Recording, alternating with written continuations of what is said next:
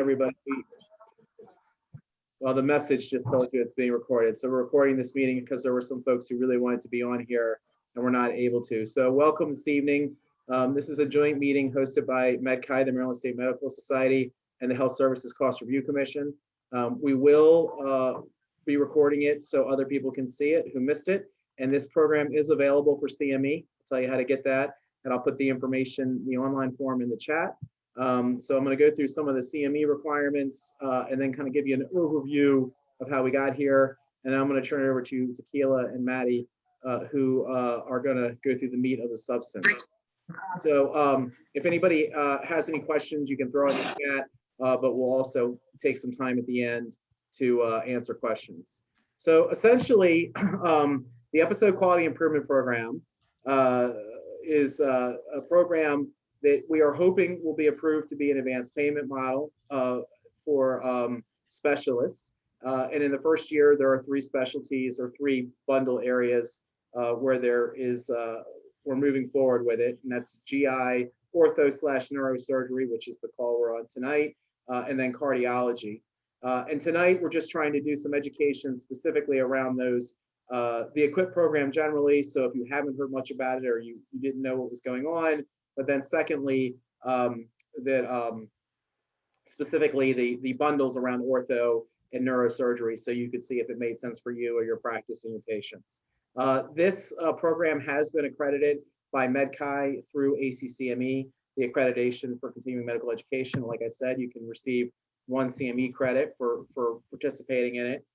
Disclosure-wise, the following people are presenting: myself, and I'm the CEO of MedChi; Maddie Jackson-Fowle, who is the Chief of Payment Reform at the Hscrc; Tequila Terry, who is the Deputy Director at the Hscrc; and Jessica Hscrc, who is the Program Manager at CRISP. None of them have any financial interest or conflict. Maddie and Tequila work for the state of Maryland at the Health Services Cost Review Commission, and Jessica works for the nonprofit CRISP, which is the Health Information Exchange. Again, here's the evaluation link, but I'll also put it in the chat function so you can get your 1 credit. Just to kind of give you an overview of how we got here. As you know, MedChi has been working very closely with the Hscrc and with the state of Maryland on the all-payer contract and on the Maryland model, and as we have become more and more integrated over the last 4 or 5 years. For those of you who don't know this, and I suspect most of you as orthopods, when I look down the list, I see a lot of orthopods who I know this, but Maryland has a very unique hospital model that we've had since the 1970s. This system of all-payer contracting for hospitals has been in place since 1977.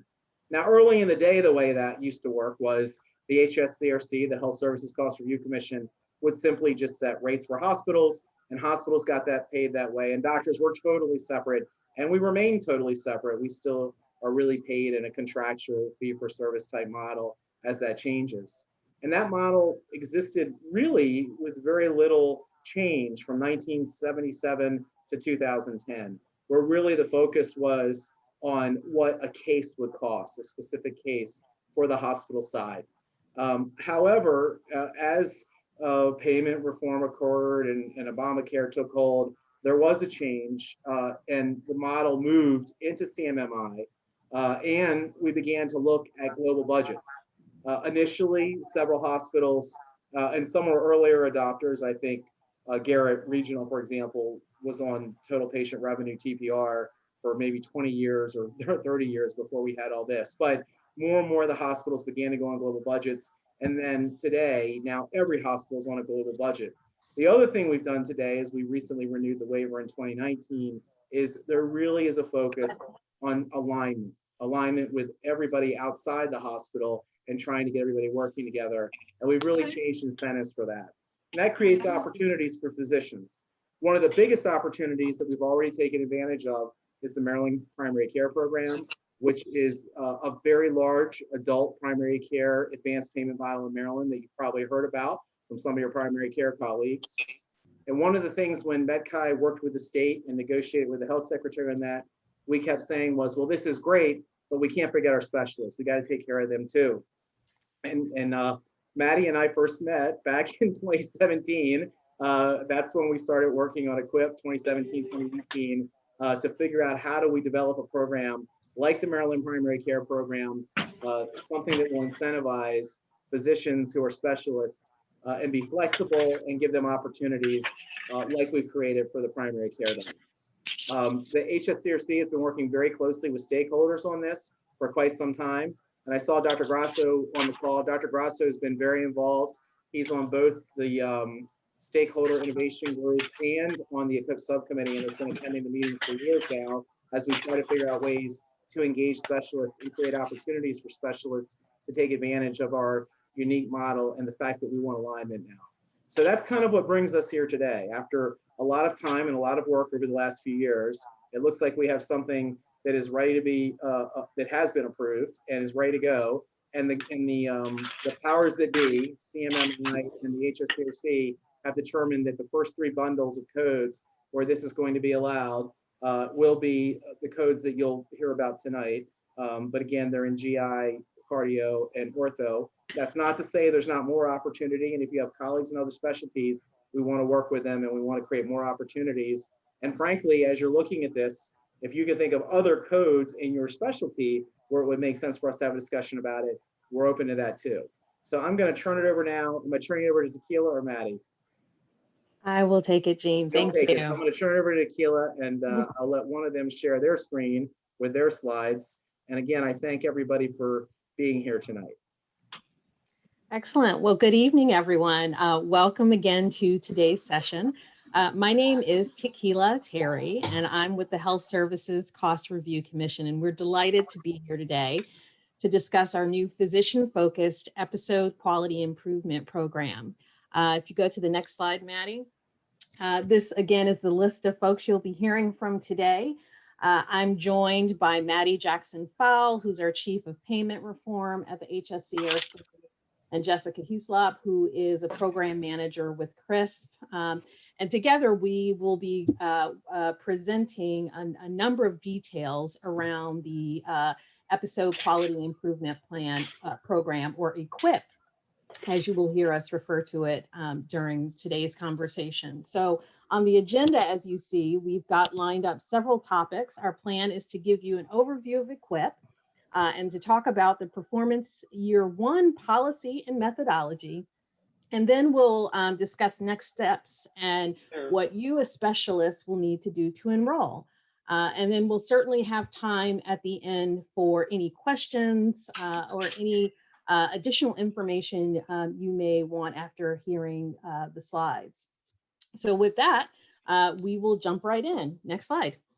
So as Jean alluded to, under Maryland's unique system, the total cost of care model, our state is focused on reducing cost and improving quality of care in both hospital and non-hospital settings. Historically, Maryland physicians have largely remained on fee-for-service and haven't been eligible to participate in national Medicare value-based payment programs. Because of this, though, we wanted to set up our own programs because we believe specialists have tremendous potential to drive value and to create savings across the system. And so Eqip is our first specialist-focused program that's really designed to help achieve both cost and quality goals in and outside of hospital settings. Next slide.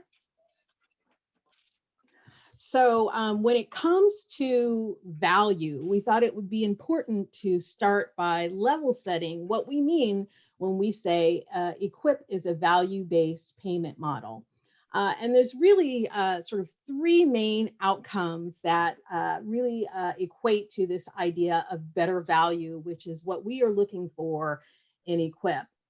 And that is either increasing quality while cost stays the same, keeping quality at the same level, but decreasing cost, or ideally, both increasing quality and decreasing cost. Any one of these scenarios is a way to create more value in our system, but ideally, through Eqip, we are going to end up in that 3rd box, which actually gets us better quality and lower cost.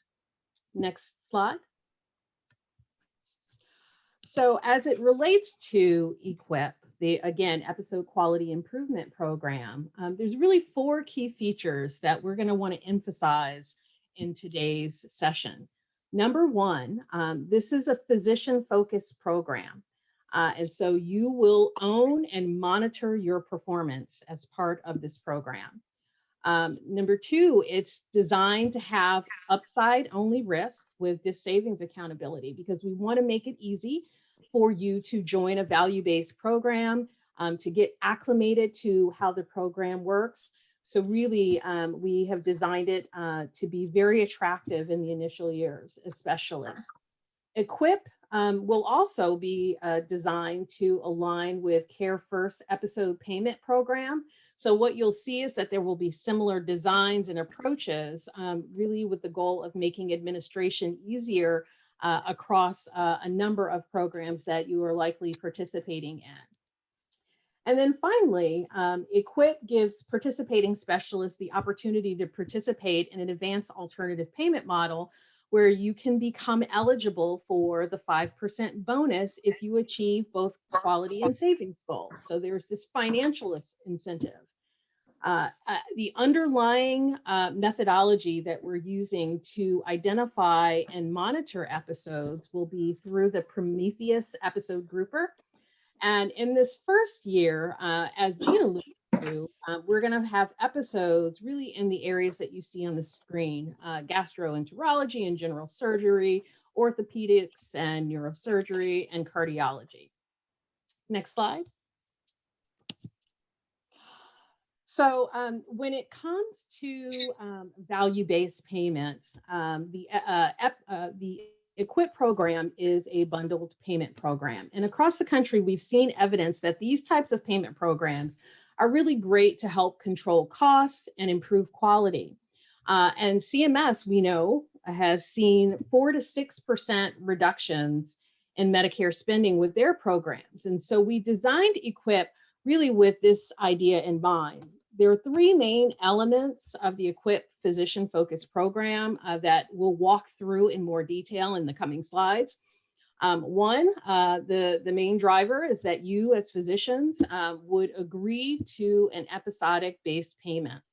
And then those costs or costs for those episodes would be calculated for a baseline period to identify an appropriate target price. That target price would then be used as the basis for assessing performance. So performance year costs are then compared to that target price to identify whether or not savings were achieved for purposes of determining incentive eligibility. So the idea is it's a pretty straightforward program. We think it's designed in a way that, again, is very attractive for physicians and really makes it easy for you to participate, monitor your performance, and actually see how you're doing as you're progressing through the performance year.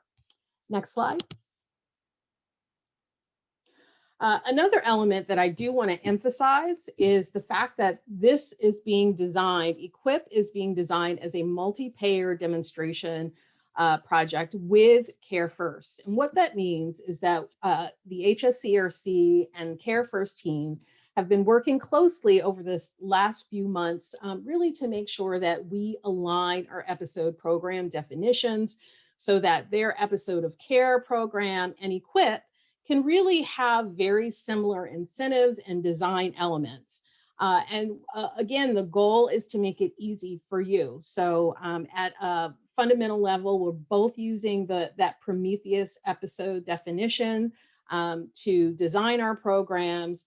Although incentive payments and other policies will be separate, we will try to keep them as similar as possible so that, again, it makes it easy for you to participate. And ultimately, we're going to work with other payers to really design programs in a manner similar to what you'll hear about today with Eqip. So I will stop there and really turn it over to my colleague, Maddie Jackson-Fowle, who's going to start to walk through a number of the detailed design elements that we want to share with you today. So Maddie, I will turn it to you. Great, thanks, Tequila. So as Tequila mentioned, my name is Maddie Jackson-Fowler. I'm a Chief of Payment Reform at the Hscrc, and today I'm going to walk you through two pieces of Eqip. The first is just how do you participate in our first performance year, which is going to start January 2022. So quickly closing in upon us, if you can believe that. And then the second piece is we'll walk through the methodology for how we calculate incentive payments and performance in the program, and then talk about some tools that we're going to enable for providers across the state so that way they can monitor their performance within Eqip. So first, just to level set, I want to walk through some definitions and responsibilities. We as policymakers like to speak in acronyms and terms that often we invent. So I think it's always good to have a glossary at the outset to understand, what we're talking about in the following pieces of policy. So the first role and definition that we'll talk about is the CRP entity. This is a entity or a Maryland hospital that will essentially sign a standard contract or arrangement with any eligible physician in the state who would like to participate. This is also the entity that we will pay incentive payments or savings developed in Eqip out to physicians. And we'll talk a little bit more about this relationship, but it's necessary to kind of enable our advanced alternative payment model status with CMS. The second definition that I want to walk through is an Eqip entity. So these are entities that consist of one individual care partner or multiple care partners or physicians who participate in Eqip.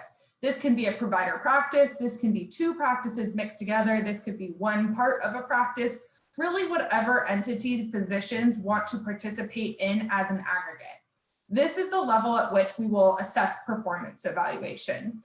It will occur in the aggregate at the Eqip entity level. This is also the entity that will receive the incentive payments or the rewards earned in Eqip. Then we get to a care partner or a specialty physician for purposes of Eqip. These are the providers who actually trigger episodes, they perform care interventions, they will be required to sign a standardized contract with our CRP entity, and they will also receive their normal fee-for-service payments from Medicare. And this Eqip incentive payment will kind of be a bonus opportunity on top of your Medicare bill of business. Care partners or specialty physicians in Eqip will also be eligible to achieve QPP or quality payment program status and bonuses. So that's that 5% bonus enabled by being a part of an advanced alternative payment model. Finally, you have the state kind of entities here. That's Hscrc and Crisp. We are the ones that are responsible for all of the main policy tenets within Eqip. We are going to be calculating the episodes, monitoring performance, and determining incentive payments. It is determined centrally at the state level, not at any other level within the program. We also will maintain any reporting and monitoring requirements with CMS to support both the CRP entity, but then also Eqip entities and care partners in the program. And we will be the group that facilitates all enrollment, any learning systems, any sort of engagement with the program will come through us at the Hscrc and our partners at CRIS. There's one last role that I do want to highlight as we get into this. That's an administrative proxy role. And this is really to kind of be a catch-all support role for these Eqip entities. So an Eqip entity could elect to delegate the management of their performance and participation in Eqip over to an administrative proxy. This could be a practice manager. It could be a larger kind of management system at the group level. It could be an external consultancy, really whatever the Eqip entity deems they need in order to facilitate performance in Eqip. So these are the main roles and responsibilities, and we'll use these interchangeably, but please at the end, feel free to ask questions if anything is unclear on who goes where and what. So as I mentioned, we are going to utilize one Maryland hospital as our CRP entity. The CRP entity will essentially be responsible for a couple main things. They will receive a list of care partners who have been submitted to CMS of which they need to generate a contract for. They will also receive a list of all the Eqip entities and where they would like their final incentive payments sent at the end of the year. And then finally, once incentive payments are earned, the Hscrc will actually tell the CRP entity how much is specifically owed out to Eqip entities and where to send that payment. The CRP entity will not have any access to protected health information. They also will not have any access to Eqip entity or care partner performance analytics, patient information. The CRP entity is really playing a strictly administrative role in this program. Any data inquiries, policy procedures will be managed again at the state level, which is us at the Hscrc through CRISP, our health information exchange. And this includes operations and interaction with that CRP entity. So for the first performance here, we are going to utilize the University of Maryland Medical Center as this CRP entity. We, as I mentioned, do partner with them in order to get the status of an advanced alternative payment model with CMS. Through our larger total cost of care model, Maryland hospitals are designated as AAPMs. But what this means is any qualifying physician in Maryland can participate in Eqip regardless of any previous contracting, relationship, and or privileges at University of Maryland Medical Center. You can essentially be a physician who has never even interacted with University of Maryland Medical Center and still be able to participate in Eqip should you qualify. Again, their main role will be administrative. That will be, they will sign the actual care partner arrangement to enable the program participation with each individual care partner or physician. And then they will also kind of print checks. So that way all the earned incentive payments can get out to the Eqip entity as they are due. Again, we at the Hscrc will facilitate all interactions between UMMC and the individual physicians, as well as the groups or Eqip entities they participate in. Any policy decisions and operation support remains at the state level. And then any changes to the policy will be done in a transparent stakeholder process. Right now, we do this through our Eqip subgroup, though we are planning to develop a CRP committee or a committee to kind of guide the development of Eqip. So to be eligible to participate, each individual care partner needs to first qualify as a care partner with CMS. And so what this means is you have to be licensed and enrolled in the Medicare Provider Enrollment Chain and Ownership System, or PCOS. And this is a pretty simple process if you're already getting paid by Medicare, but a very simple step that can kind of also trip you up. You have to ensure that you are up to date in PCOS. All of your information is current in order to be eligible as a care partner with CMS. Additionally, there is a requirement that you use Hscrc and CRISP, our health information exchange, as an individual practitioner or care partner in the program. Secondly, you will then be required to kind of actually enroll in Eqip. This means that you'll have to determine what you want your Eqip entity to be, with either multiple care partners or other physicians, or singularly. That is an option in Eqip as well.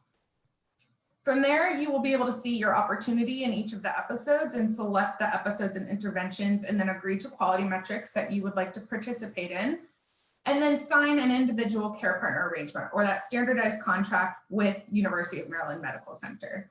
And then finally, the last piece of enrollment is really determining where the payments will be sent for each Eqip entity. So it needs to be sent to one single source across all of the care partners who are within an Eqip entity.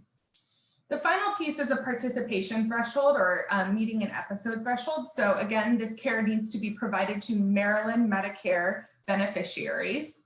And for a single episode, should you choose to participate in it, we're going to expect at least 11 episodes in the baseline. So for one singular episode, you will need to have provided at least 11 episodes in 2019. Across all of the episodes that you elect, we will need to see at least 50 episodes in the baseline. So this means if you have 3 episodes coming together, each with a count above 11, adding in total to 50, you will be allowed to participate. And again, this is information that we will provide to you in the Eqip entity portal that we'll talk about a bit at the end, but essentially a one-stop shop to both manage your enrollment and participation in the program. And you'll be able to see this at the outset prior to any contracting.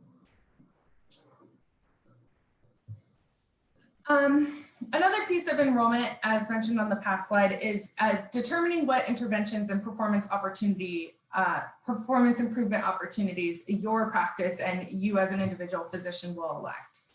There are three main buckets that we kind of think about these in. The first is clinical care redesign and quality improvement. This means, are you implementing new evidence-based protocols in your practice, or implementing further follow-up care that might be a little bit more on the cutting edge?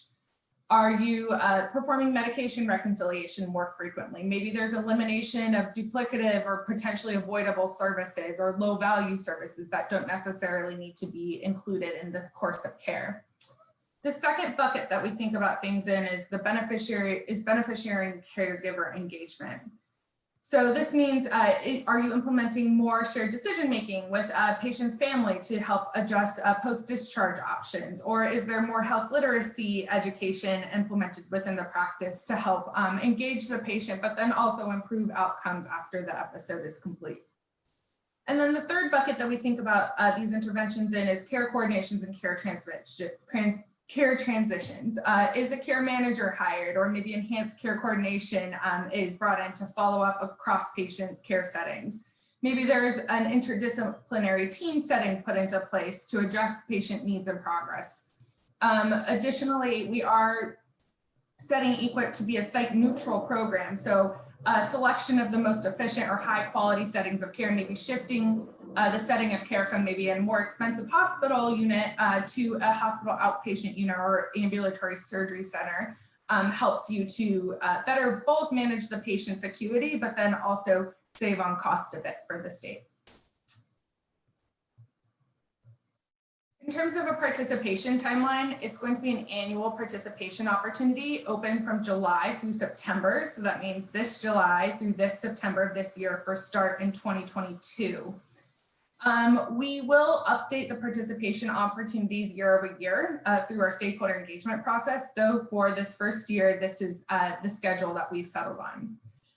So we will utilize a 2019 baseline, and this as to kind of avoid some of the dynamics of 2020, but rest assured that this baseline will be trended forward to be relevant to actual performance year costs. So the performance year will start in 2022. It will go for the entire year.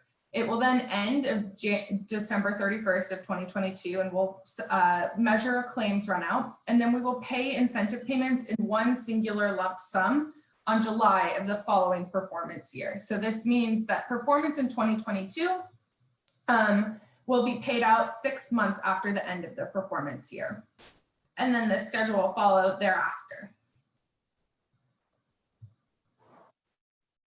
So for orthopedics and neurosurgery, we have proposed the following episodes for performance year 1. If you look on the left-hand side, that's kind of the grouping of the episode, or the singular episode that you can choose to participate in. Also, what type of episode is it? For performance year 1, we're focusing mainly on procedure and acute episodes, and then the length of the episode. So how long will each beneficiary's costs be tracked and included in the episode kind of bundling. On the right-hand side, you will see our triggering procedures and what CPT codes are typically included in each of these episodes. So just a bit more detail, though I do want to let everyone know that we are developing a standardized resource for each of these episodes, so that way you can dig into which CPT codes are included in the episodes, etc. But for the first performance year, these are the episodes.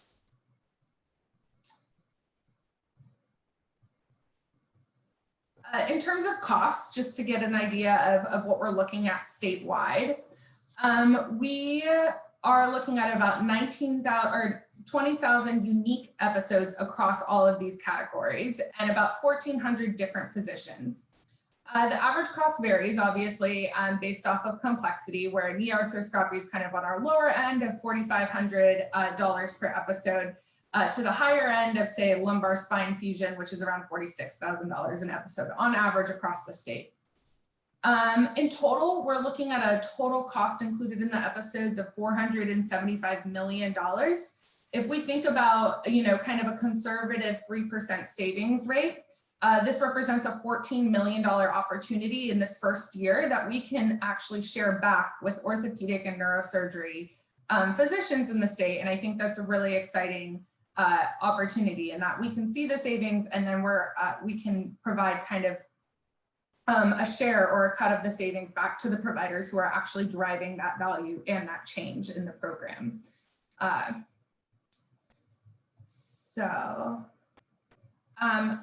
Without further ado, I'll get into kind of how we calculate if there were savings, how we plan to monitor performance, and how everyone will be measured in the program.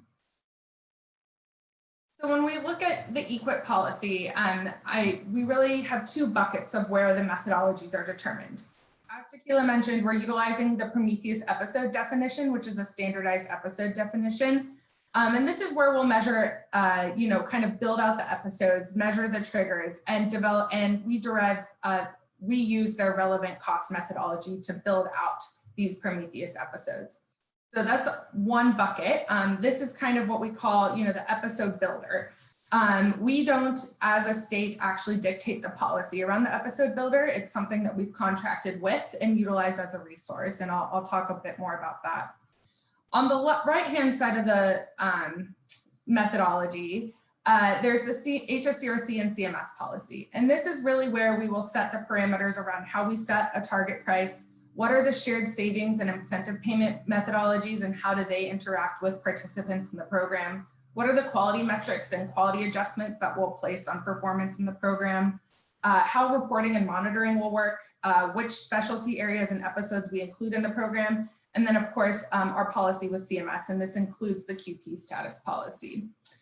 So I'll walk through each of these and kind of help everyone get a better idea of what goes where and what we interact with. So for a quick overview of the Prometheus episode grouper, it's an episode algorithm that's been in iterative development since about 2006. It's gone through many different advisory boards, clinical panels. It's really been developed as an industry standard for episode definitions outside of CMS. It was recently acquired by Change Healthcare, and so that's who currently owns the algorithm. But what really excited us about the algorithm is that it promotes coordination and collaboration across the continuum of care at the specialist or physician level. It really takes the time to piece together what costs are actually relevant to the episode, and therefore it can have physician accountability for the episode. Additionally, there are 97 different episodes already developed in Prometheus. We, as the state, are only utilizing 15 for the first year, so it really gives us an opportunity to rapidly expand this opportunity in future performance years. So essentially what the Prometheus algorithm does is it looks at Medicare claims. It determines if there was a triggering event based off of those CPT codes. And then it will look into a post-trigger period. So essentially follow the patient and count the claims that are relevant for a set duration of time. Right now, the episodes range 14 to 180 days long. I think most in the orthopedic area are around 30 days. And it will pull in any services relevant to the episode. There's also a pre-trigger period that will be included in the relevant episode costs. And this is usually about 30 days. And this period is set to kind of capture any pre-surgical care. So any labs, x-rays, workups, any claims related back to that triggering event or that procedure actually happening. So the Prometheus algorithm will kind of comb through all of the claims. It will aggregate them into episodes and determine what relevant episode costs are there and which providers provided each of the episodes. So for a bit more on the relevant cost analysis, I think we as a state talk a lot about total cost of care, which is just all of the payments connected to a beneficiary, regardless of who performed them or what they were performed for. Prometheus really kind of takes a finer tuned approach to this, where they then dig in and say, what costs were actually relevant to the episodes? What are some relevant diagnoses to this procedure? What are some relevant services to this procedure? And how do we identify those? This is typically done through ICD-10 coding. From those relevant episode costs, there are kind of two buckets that things split into. And I'll first talk about the typical care bucket. So this means that all of the costs of typical care or based off of your practice patterns as a physician are included in those relevant costs. This can be core services and other relevant services such as routine things that you've already been doing for your patients. It then further kind of splits into two extra buckets. And this is where we really see the opportunity being in these relevant costs. The first is the cost of potentially avoidable complications.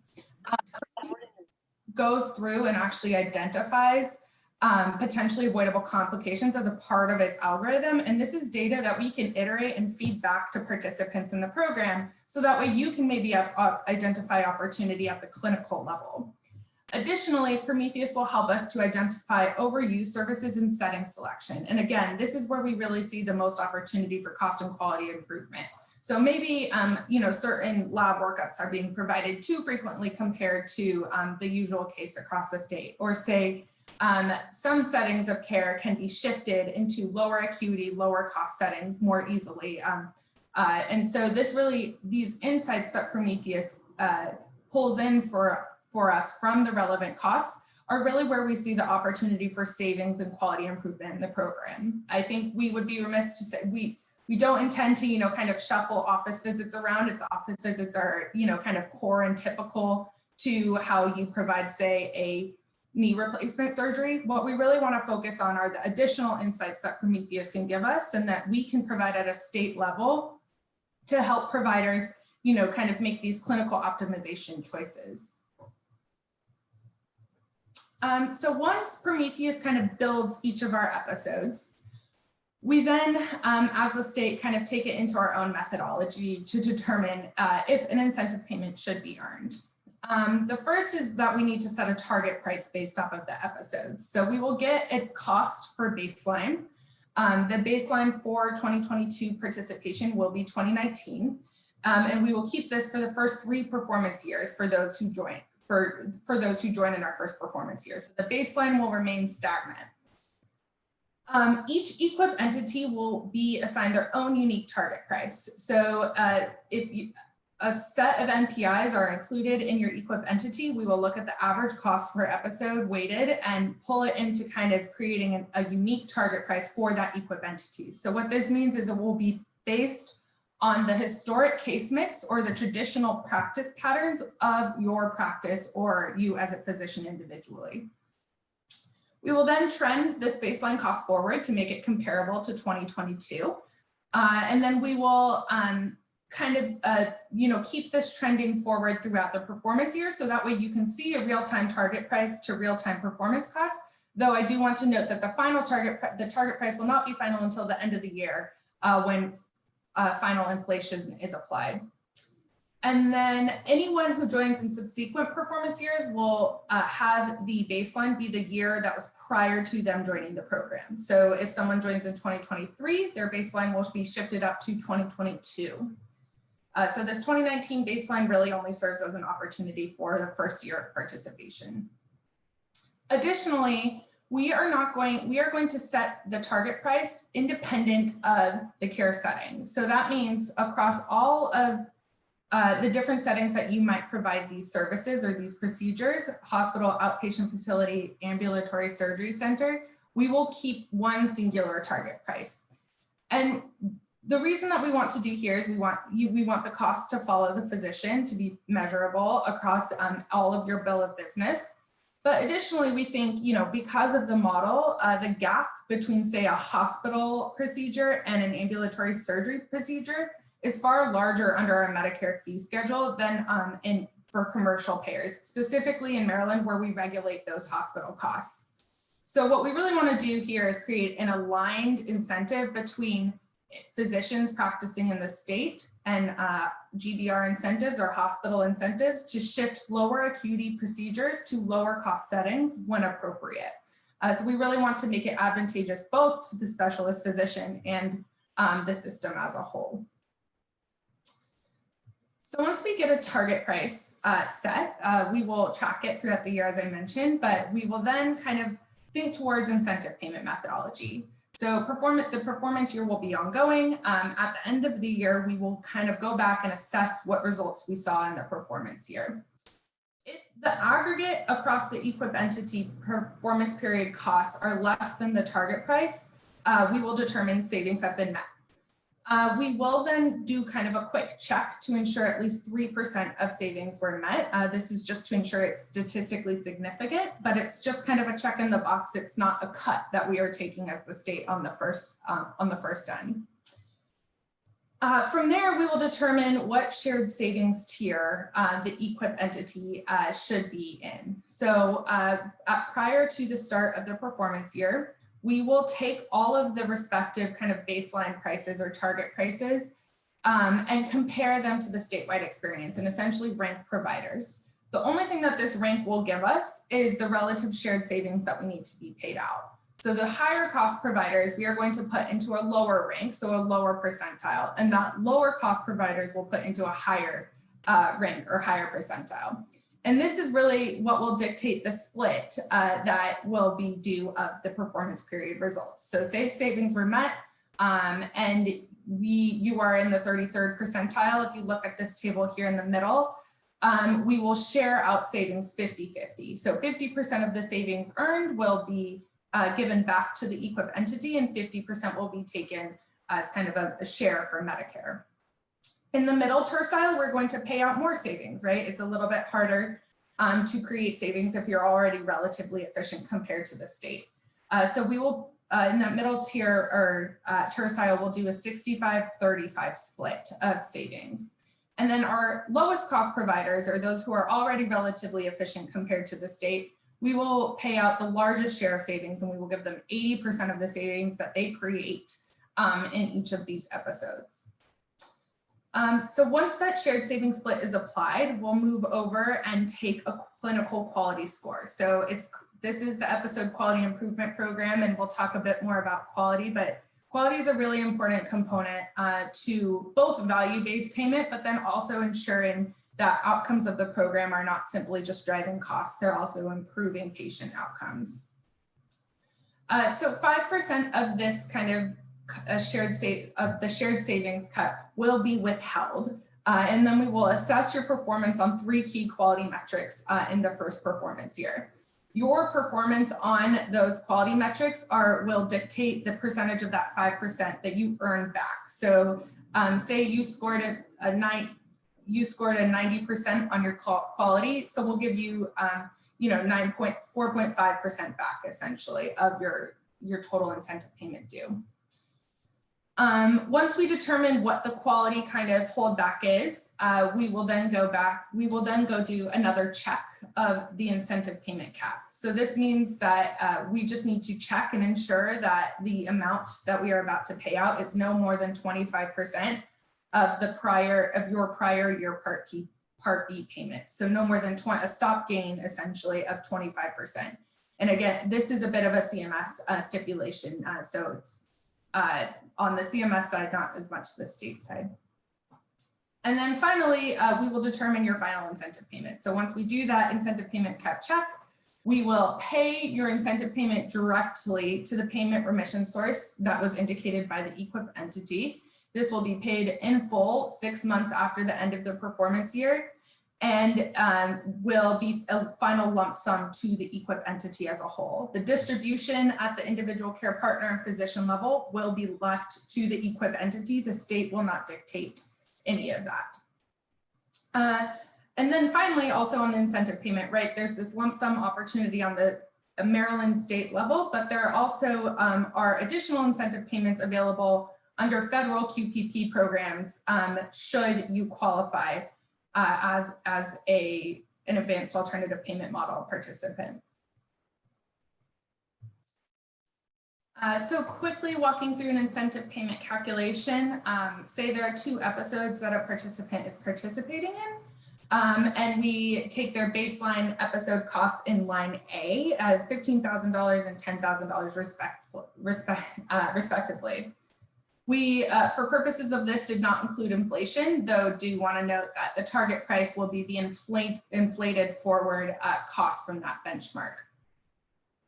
From there, we'll take the volumes in the performance year and multiply them by the volumes or by the cost in the performance year to get the aggregate episode performance year costs in line E. Once we get those aggregate costs, we'll then go compare it back to the target price to determine were savings achieved. In both of these scenarios, there was about in episode A, there's about a $700 savings per episode. And in episode B, about a $500 savings per episode. We will aggregate these and then perform that 3% savings check. So essentially, is this more than 3% of the cost? And in both of these cases, it is yes. From there, we'll apply the tiered shared savings rate. For this participant, they were in the 73rd percentile, so they are due 80% of these savings. And so we will then apply that 80% cut to the total incentive payment due, less any quality adjustment for this. So for purposes of this example, the total payout for the entity was $34,000 hypothetically. And this is just a good resource, and we'll send these slides out at the end, but a good resource to kind of kick back to when thinking about the fact that we assess performance in the aggregate. One key piece that we do want to note is that there will be some savings accountability. So the program will not have downside risk collected at all. And this is because we did not want to directly adjust payments coming from Medicare. However, we do really think it's important to drive meaningful improvements in cost efficiency and quality and kind of keep a stringent standard on all providers equally in the program. So therefore, in lieu of downside risk, we opted to kind of think through a savings accountability plan. So the first piece of this policy is that anyone who creates savings in a performance year will be required to offset those savings in the following performance year prior to earning an award. So if you think back to that slide with the boxes, in that first performance assessment box, we will see if savings were accrued, and then we will determine if any savings from the prior year need to be offset. We will offset it there at that first step, kind of, if $5,000 of savings were created in the prior performance year, we will take that out essentially of savings created in the current performance year. The second piece of this is that we will remove an Eqip entity from the program altogether if the target price is in the lower two terciles of the tiered shared savings rate, so the 0 to 66th percentile, and there have been 2 consecutive years of savings. The logic here is that we are offering AAPM status or QPP opportunity through Eqip, and we want to ensure that people who participate are participating both for that opportunity, but then also to actually drive cost and quality outcomes in the program. We exclude that higher tier of performers for the main reason of that, if you're already relatively efficient in the state, it might be harder to create savings. And so in that way, the QPP and advanced alternative payment opportunity really becomes your carrot to be a part of Eqip and help us drive cost and quality in the program further. This policy, again, will be something that we have to monitor the effects of to ensure that there are no unintended consequences. And again, it'll be something that we discuss and thoroughly vet through with stakeholders as we move along.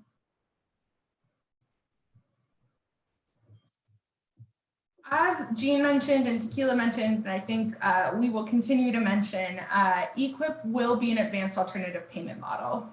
So what this means is that care partners who participate or physicians who participate in the program will be eligible to qualify into the quality payment program. This program benefits participants in a couple of ways. The first is the potential 5% incentive payment in addition to Eqip incentives, and this is based off of your total Part B bill of business. So a 5% kind of bump from Medicare. And then it also means that there's exclusion from MIPS. So that merit incentive performance, the MIPS-based payments or the MIPS reporting, you will be excluded from essentially. Additionally, any MIPS adjustments you will be excluded from. You're essentially being placed into a different track of the QPP world and to the advanced alternative payment model track.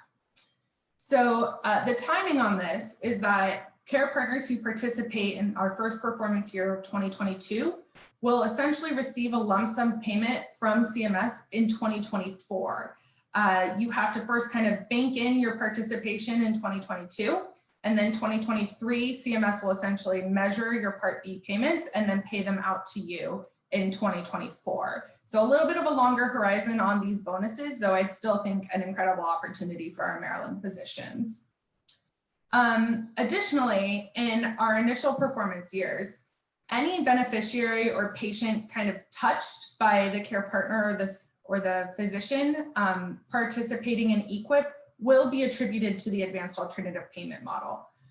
So the calculation of thresholds will essentially be any patient that you touched in the prior year to determine if you're eligible for that 5% bonus. Additionally, as I mentioned, Eqip will have quality metrics and quality adjustment placed onto the final incentive payments. When selecting these metrics, we wanted to kind of think through a couple key areas, which is, what do the measures look like? Can we apply them? Can we apply these quality measures effectively at the physician level? And can we measure them off of claims to reduce any reporting burden that we might have from participants? The second bucket is what does CMS require of us? So we really wanted to look at high priority and outcomes-based measures, and we needed to ensure that we had at least 3 measures available. And then the third bucket, what came really from the state side at the Hscrc, we wanted to ensure that we were aligning with Care First, again, to create more synergy with both of the programs, but then also that we remained agnostic to the episode type. So there wasn't disparate quality metrics applied to different episodes that you might be participating in. Thirdly, we also wanted to ensure that this aligned with our larger population health strategy at the state level. We have engaged with CMS into a contract around a statewide integrated health improvement strategy, and this really allows us to create direction and really drive towards change in key areas such as diabetes. So the 3 measures for the first performance year will be advanced care planning, a documentation of current medications in the medical record, and then preventative care and screening around body mass index. It will be the same regardless of which episodes you choose to participate in or what specialty you are. Again, this is a 5% kind of earned back adjustment on that final or kind of near final incentive payment. And I do want to highlight though that for each triggered episode, we will assess if the 3 measures were performed in any time for the year prior to the end of the episode by any physician. So this does not mean that you will need to coordinate and ensure that advanced care planning is done every time a patient is in your office. Though we do want to incentivize the use of CRISP and coordination with primary care physicians who might more frequently provide these of an episode. And I will also mention on our quality policy, this is something that we want to work on and develop with stakeholders over the next year. But for the first performance year, this is the subset that we'll be using. And from here, I'll turn it over to my colleague, Jessica Hscrc. She's going to talk about kind of the driver, the one-stop shop that we've been creating at the state level to help assist participants in the program and ensure that they really have all the tools and resources that they need to be successful. Did you want to quickly answer Dr. Brasso's question? Just after the first 3 period, how will the target price be adjusted to avoid a race to the bottom? Because you actually have a good answer for that. Yeah, so we will work on kind of moving it towards a trended average. But we do think a 3-year kind of period of keeping that static baseline is important, and then we'll think about the compounded growth year over year from there. But that is on our mind, and we definitely don't want to disincentive. We definitely don't want to quote unquote race to the bottom in terms of costs, because there is inherently some costs associated with these episodes.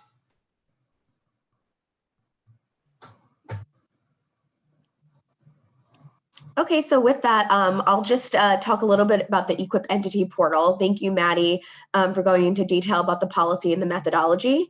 As you guys are aware of, CRSP is the HIE of the state, and along with our partners at Metrics have developed this Eqip Entity portal, we're calling it Eqip, for participants to enroll in the Eqip program.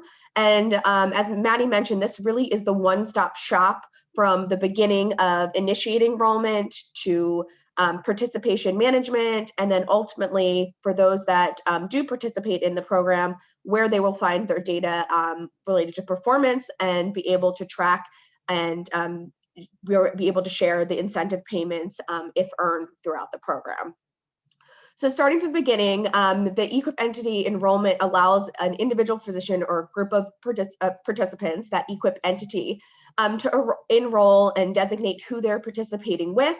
And really what's required there is it's provider information, NPIs, designating where the payments are going to go to. And this really streamlines both the care partner arrangement as well as the CMS vetting. With that, we'll have full transparency as far as the status of both of those, including the execution or signature date of that care partner arrangement, as well as where you stand with CMS and if there is any reason why a provider was excluded or flagged in that process, and we will help the individuals manage that if we can and stay with our timeline. Additionally, those episodes that Maddie talked about, as well as the interventions that were explained, this is where a participant will be able, or sorry, this is where an Eqip entity will be able to select that, as well as see their baseline data associated with those selections. And finally, really in probably early 2022, so we're talking March time, when performance data is available, this will be viewable here and updated monthly as the program continues. So one of the big things we want to talk about is the access to Eqip. It does live within the CRSP reporting services, commonly called CRS, which is sometimes has slightly different access than what like an individual physician may have to ULP or encounter notification services. So what can be done now to assist with streamlining enrollment come July 9th is just to ensure that each Eqip entity does have a participation agreement with CRSP, as well as an update of their notice of privacy practices documents available. If you are aware that you already have this, for example, are already participating in like other CRP programs such as CTIs, ECIP, or HCIP, this likely is already in the system. But if you're unsure or just want to verify, you can contact Eqip at crisphealth.org and we will verify that. Eqip is not available now, so even though we'll be able to verify it, no one will be able to actually see or enroll into the program until that July date, but this does set everyone up now to be able to get into the program and view and make changes and upload their participants, given that we have a pretty short enrollment period. So with that, I will turn it back over to Maddie. And again, I just want to encourage those people that are interested to reach out to us, and we can just get everyone squared away prior to that July start date. Thanks, Jessica. And so a couple slides to close it out, and then I do want to focus more specifically on questions. Although Gene, you're off mute if you want to. Oh, no, I just had someone direct message me and ask if this was for doctors who are employed as well as private. And I thought it was worth just saying that it does not matter whether you're private or employed. And maybe, Maddie, you can talk a little bit about each doctor has to sign up and how it would benefit employed physicians as well, regardless of whether they're private practice or employed. Yeah, absolutely. So I wanted to kind of close out and highlight before we turn to kind of timelines and that sort of stuff, kind of the benefits of what we see Eqip being to the state. This is a value-based payment opportunity that we have tailored and designed specifically to Maryland physicians, specifically for the dynamics that happen in our state between hospitals and other types of providers. To Jean's point, whether you are employed or in private practice, or maybe half affiliated, we designed this program to be agnostic to the type of relationship that you might have with a hospital or a healthcare system. We really designed it to follow you as the provider or the physician and how you practice with each of your patients.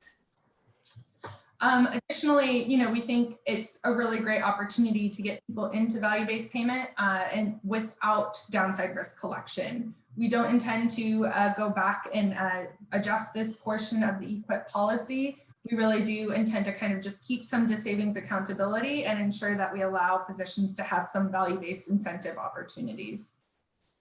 The third piece that we see as being really important is that this is really getting at system alignment, regardless of the care setting. So as I mentioned, across your employment status, it should not shift, but then also where you typically provide care. Again, these episodes will follow you as a provider and really tailor down to the case mix of patients that you typically see and how you already typically practice. So I think, again, to Dr. Grasso's question on, kind of the race to the bottom, your baseline is not compared to the rest of the state. Your baseline and target price is based off of how you practice as a physician. The fourth piece is that the episodes are, tailored to provider practice patterns and their scope of impact. Again, it's tied back to who you typically see as a provider, and it ensures that the scope of your impact is not outsized or kind of over expected on the policy level. And then the final piece is that we really do think that this is an important opportunity to drive patient outcomes and contribute to health system improvement. I think we're all aware that costs are too high and quality is lacking in some regards, and this allows us to align the financial incentives with what the system would like to do to improve itself. So that's kind of the overview of why we would like you to sign up for Eqip. I can talk through some timeline and a bit more of those logistics, and then I think we should open it up for questions if people have those. So quickly on the timeline, we're kind of in this May to June period, which is when we're really starting our recruitment efforts and holding information sessions. As Jessica mentioned, you can go and check if you're credentialed into CRSP, so that way you're ready to enroll in Eqip on July 9th. July 9th is really that go live date. We will have Eqip open for enrollment. We'll have a couple technical user guides available for those who really want to dig into the methodologies. And then we'll also be able to provide Eqip entities with their baseline experience based on the NPIs they elect into Eqip. So we will be able to show you what episode you might qualify in, what your target price or what your baseline price was, what your baseline volume was, really give you an idea of your snapshot in the program on that July 9th date. September 1st, this is a hard deadline for CMS. We need to know all of the NPIs of the individual physicians that are intended to be included in the Eqip entity. From here, we will submit them for vetting. So this doesn't mean that contracts have to be executed by September 1st, though we do have to have a definitive idea of which providers need to be included in, which providers you would like to be included in your Eqip entity.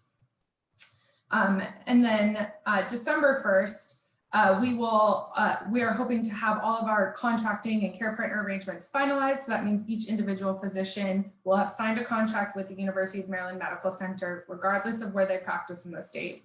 And we'll also be able to show who has actually been vetted and approved by CMS into the program. So essentially, CMS runs a check on their end to ensure that there are no issues on the Medicare side with each provider, and then signs off on us including them in the advanced alternative payment model. The program will start January 1st. The participation opportunity will only be annual. So if you elect not to participate in this first year, the opportunity does not come back around until 2023. And then preliminary target prices will be available at this start date. Again, these will have to be trended forward so that costs are relevant. We want to, account for inflation and things changing throughout the course of the year. But it will allow you to kind of see your performance across kind of your standard target price. Analytics will be updated monthly as they come in. And so that will start in March of 2022 after we get some claims run out. And then we'll just continue on there from there on. Performance year 2, which is 2023, enrollment will open July of next year. And then July of 2023, we will distribute incentive payments. So I think this is a good resource as opposed to me kind of talking through more detail on each of these steps. We'll obviously be pushing out some more information at the state level. Jessica's going to hold some really great webinars on how the Eqip entity portal or Eqip, as we lovingly call it, it will work, and how you actually engage with it and know how to get to your enrollment, that sort of thing. But we are kind of really looking forward to the next couple of months engaging with specialist physicians. So again, please reach out if you'd like to schedule a one-on-one demo or a meeting or a presentation with your organization. We are happy to answer any questions that might come up, walk through an opportunity analysis specific to your organization, discuss any episode questions or definition questions that you might have. We do also hold a stakeholder subgroup every month. So this is every third Friday from 9 to 11 a.m. Gene and his team manage that list, so please reach out to Barbara Fitzgerald if you would like to be added. Our next is June 18th. Any enrollment inquiries or any, I'm not really even sure where to go, please go to our Eqip at Crisp Health inbox.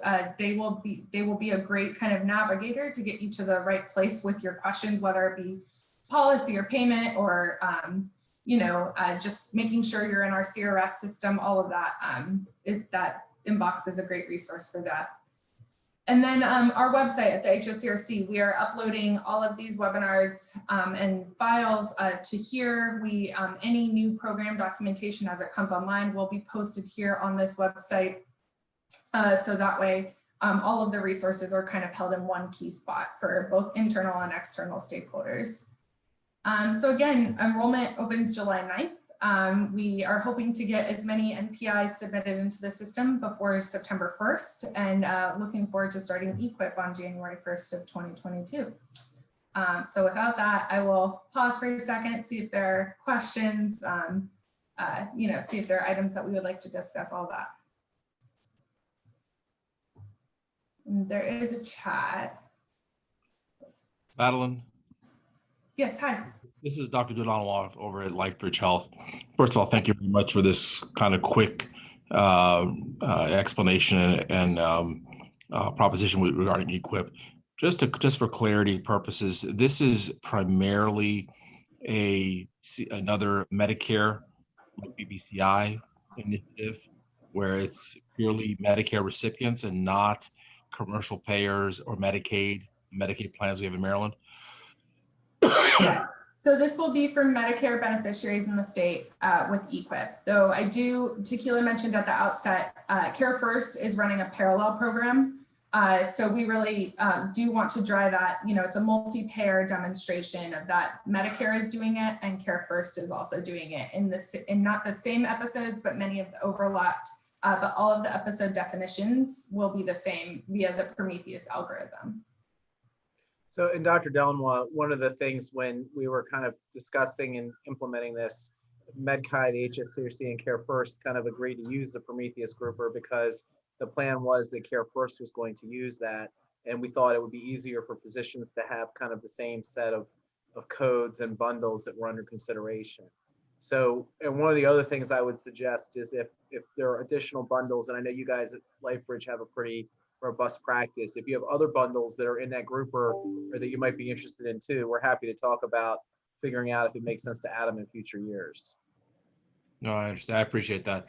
The second thing I wanted to ask is, as it pertains to how this competes against the MHC, the hospitals and their volume needs, and as it pertains to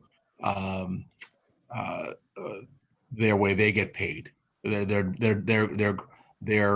financial incentive. As we are the employed of those institutions, we're being pulled in two different directions, right? So as we're trying to partner and provide savings to to Maryland and to CMS, we also have a responsibility to the organization to try to provide them with the appropriate correct volume to their respective organizations as well. How have you guys partnered with the hospitals and their perception of what this could mean, as it potentially could pull volume from those hospitals? And we don't really know if it's the right volume. We just know that because the majority of this plan is financial, right? As we talked about, what we think is the greatest value right now, the greatest piece on this page is the money.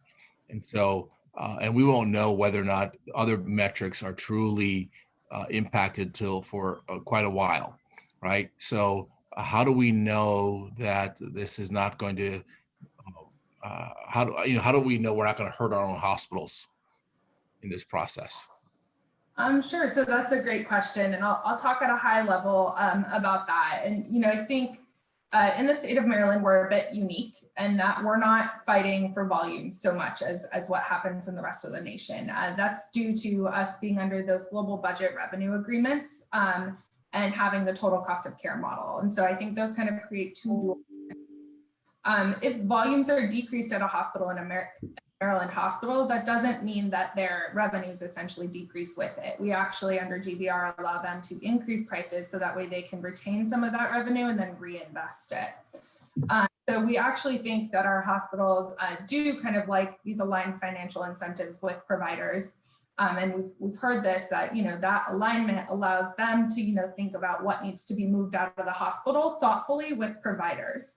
I will also mention that movement is just one mechanism that we see for savings. I think that we get a ton of insights from the Prometheus algorithm that allows us to kind of identify and pinpoint increased opportunity on top of the movement of services.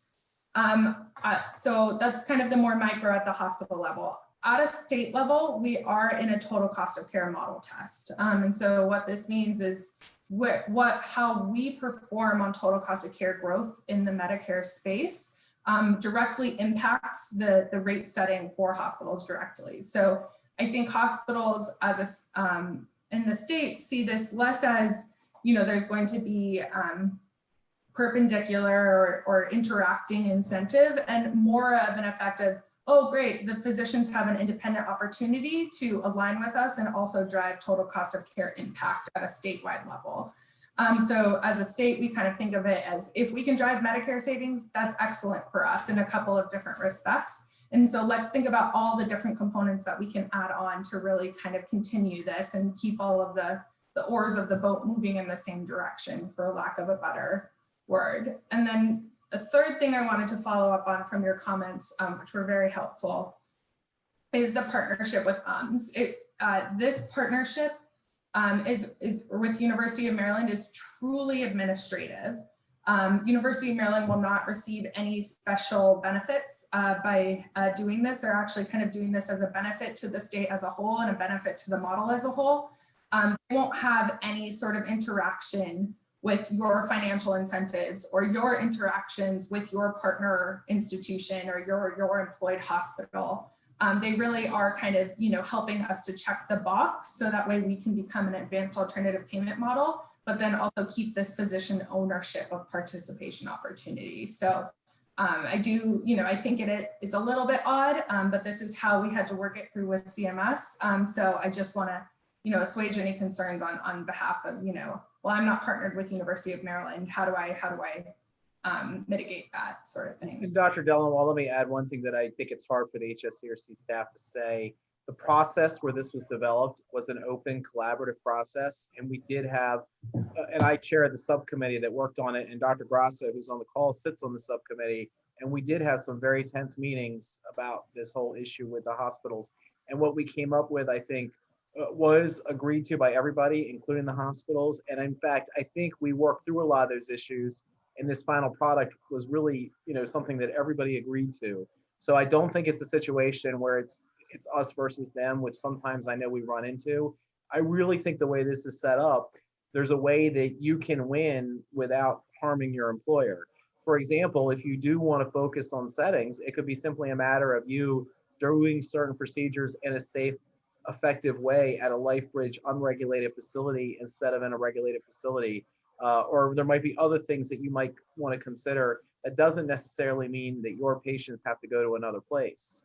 So I understand what you're saying. Yeah, but I mean, I will say this though, on the political side, we did run the traps, and the hospital association, everybody has signed off on it. And I do think the way it's set up with no downside risk and the possibility of being an AAPM is a huge benefit that doesn't really adversely affect the hospitals. Okay. And I see Dr. Riley has his hand up. Yeah, are the Prometheus definitions fixed over time, or can they change? And if they change, is there notice given? Or, I'm just more interested in knowing more about those definitions. Yeah, that's a good question. So they are, for the most part, they're pretty fixed. I will say that they update them to include new codes that might come online, and they do have an iterative kind of update process. But the core codes that really, and once we kind of, and Jessica mentioned that we'll be establishing a playbook or kind of publishing the codes for you guys. The core codes are really the CPT codes that trigger the procedures at the physician level. And those we expect to remain fairly stagnant unless there's kind of a new split of a CPT under a knee surgery that comes online. So they are updated. We will update as they do. But the rest of the codes that kind of tag the different claims, there are thousands and thousands and thousands of them. And it's mostly just keeping up with ICD-10 to ensure that any claim that could be relevant to the service is included. So it's a yes and no answer, I guess, which isn't very helpful, but they're fairly fixed, but we will update them, and they do keep a good eye on how codes change and evolve. If people have additional questions on Prometheus, they should probably email Maddie directly. And I can't just give access out to the entire thing openly, but she could probably work with you to get those specific questions answered on a one-on-one basis. And I also wanted to say that the Hscrc has agreed, and we are working with them. If you have an idea for a model that doesn't quite fit in there, I think we're willing to talk. We're working very hard with the emergency doctors who have an idea that's a non-Prometheus idea. So I don't think we're limited to that, but I do think that is a lot easier because it's been done and there's a guide and it gets us up and going. I believe we are really the only state in the nation working on these types of direct AAPM approved, federally approved programs like this for physicians. So it's hard given the resources that the Hscrc has or in MedChi has and others to do it without kind of using some type of guideline. Yep, absolutely. I am not a clinician nor a coding expert, so it's much easier to utilize. And I think Dr. Phillips asked a question about the 5% increase times out soon. How many years will we be eligible for it? Yeah, so that's a good question. We recognize that it kind of times out soon. We're hoping to get some more clarification on the national level, just with what's happening with the QPP program long term. Though that being said, we're willing to kind of work with our physicians and ensure that this national opportunity is one that you have access to, but then also one that is not, you kind of got a short window on. We recognize that it's been operating since 2017. We're offering an opportunity starting in 2022. So we do want to kind of make sure we do really want to ensure that incentive does not go away wholesale, but we do have to kind of keep an eye on national policy and then think about in the Maryland context, what's best for us moving forward.